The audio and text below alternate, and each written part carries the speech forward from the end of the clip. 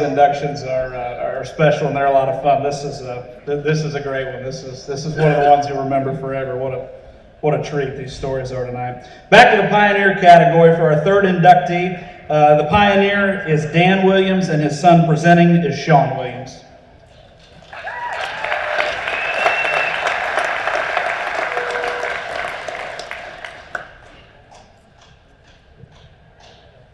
Got to get this thing lowered back down for the midgets. So my father grew up around racing in a racing family. He grew up watching cars owned by his father, driven by Roger Chisholm, Buddy Hall. You know, they were just regular kids growing up here. They grew up by Fast Night Park. They had push carts. They had these wooden push carts. They used to race down the hill with all the neighbor kids. They'd beat up on the neighbor kids and try to outrun them. You know, they started kind of getting out of hand. At one point, they had a tricycle with a 5-horse Briggs and Stratton on it. And I believe, if the story goes right, one of the friends came over and crashed it. Is that right? And JW cut it in half with the cutting torch. So I guess they had to take care of that before somebody got killed. So in 1975, Dave started racing, and my father started helping him, working on his cars a little bit. And in 1977, he built his first car. They built Dave a late model that they ran on pavement. I believe you guys ran here at the fairgrounds, is that correct? For the first half of the season, and decided to switch it over to dirt and ended up winning the second half points at Bolivar that first season. They continued to play with that a little bit, and then in 1979, they built a hobby stock as Daryl started racing. He won quite a few, a little Chevy too. They won quite a few races with it over the next couple of years, including the Missouri Dirt Track Championship at Bolivar. In late 80, he decided that it was time to try driving and had a brief stint as a driver at the end of 80 and through 81. And there's some debate on how that went. He says that he was a clean driver. That's not exactly how I've heard it from others. So we're just going to leave that at that. So in the spring of 82, Dave and JW went to Fort Smith, Arkansas, and they heard this grumblings about a 10,000 win street stock race that was going to happen at Crawford County Speedway that fall. And they came home and decided they should build a car and go run that deal. And they dubbed Roger Chisholm to pilot that car. And they went down there and ended up winning that race. And that fall they went to Pennsboro. They'd been running, up to that point, they'd been running a sportsman car around the area, and late model a little bit. And they saw Charlie Schwartz was there and had this wedge car. And I know, Kenny, I'm sure you've seen a bunch of Charlie's wedge stuff. And so they decided, they came home, got looking at the rules, and the rules around here didn't say they couldn't do it. Didn't necessarily say they could. It didn't say they couldn't. And so they put a wedge body on this street stock there, this sportsman car they had.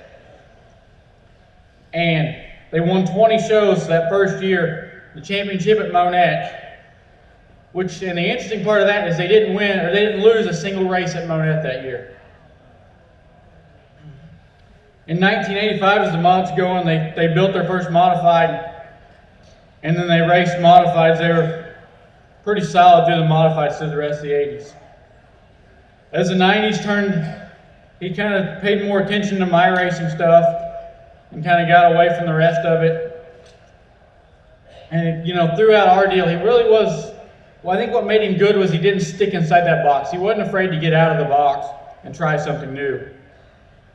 It seems like as I was studying all this and looking through this, a lot of the things that his greatest accomplishments happened when somebody else went to the racetrack and came back with an idea. Dave and them went to Fort Smith, and they come back and said, let's build this car. Dave and JW went to Pennsboro and come back and said, let's put a wedge body on that car. JW and I went to Muskogee to Thunderbird to date the situation a little bit to have a Tampa race. And at that time, the late models were all starting to lift a little bit and use the left rear. We came home and decided this Pro 4 we had needed to do that. And so, in late 99, we were planning on trying it. The Boogeyman hadn't run yet, and we were going to try it. And of course, it got rained out. Pretty sure that would have been an ugly situation. But we ended up taking it to Monette, and got black flagged because it was doing it, because no one had ever seen a Pro 4 do that. So we decided after 2000 it was time to do something different. We were going to build a factory stock to run around here. In 2000, we kind of wandering around looking at stuff, trying to figure out what we were going to do. And Dad was sitting, and I'm sure you were sitting in the right lane at Kearney and Kansas Expressway, because I know you're going to go to McDonald's and get a biscuit. And in the lane next to him, there was a bobtailed semi-truck.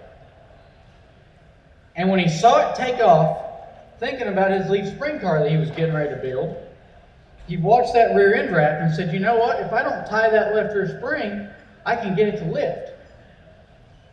And so that took a little work. I mean, it was not seamless, but we got through it, and we had a very successful tenure there.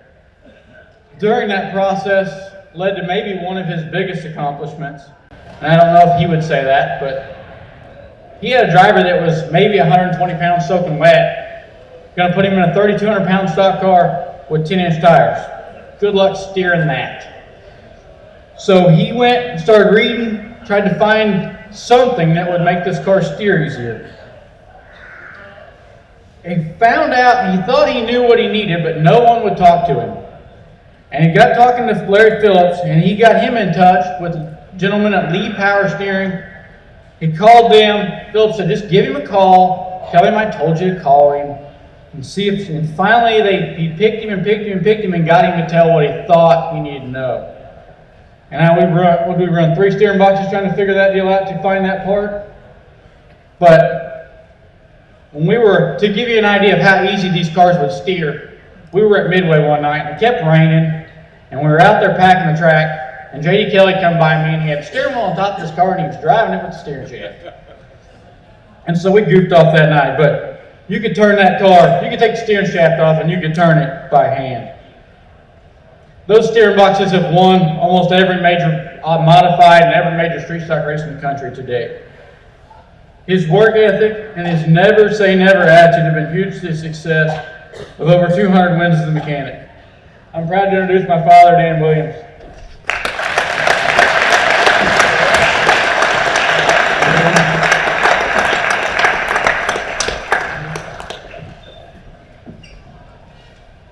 Thank you, Sean, for those kind words.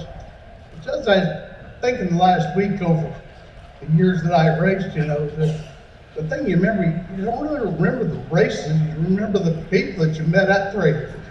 Like every year when you go to the 4-State Championship, it's more like going to a family reunion than it is really going to a race, because people will go to the 4-State Championship when they won't really go to a lot of other races. But I was lucky to have good drivers, and of course, the thing is that they let me do whatever I wanted with the car, and sometimes it was bad and sometimes it was good. But I like to thank my dad for giving me the resources to build whatever I wanted, and thank Mom for letting him give me the resources that I needed, and thank my wife for putting up with me being gone a couple nights a week, working on a race car. If you e-racers and you talk about to somebody, well, this is what I do for a hobby, and they're like, well, I thought about getting a race car and racing, and well, it's just not something you do, it's a lifestyle. And if you're not committed to that lifestyle, then you're not going to be successful at all, But, and then he was talking to Larry about some ideas that I had.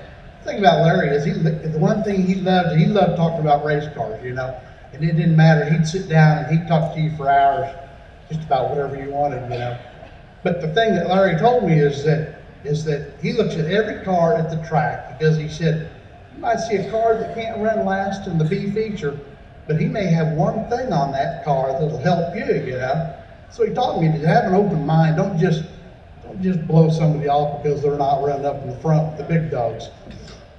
But anyway, at Tony Roper's funeral, the local reporter, and I don't remember if it was Ned or who it was, but they were interviewing Larry, and Larry said that being part of the racing family was the greatest honor in the world to him, because they're the greatest people in the world. And I'll have to agree with that, you know, and if you don't believe that, then if you went to Ernie's visitation today, you'd know that, because they all turned out for Ernie. So anyway, that's about all I got to say. Thank you.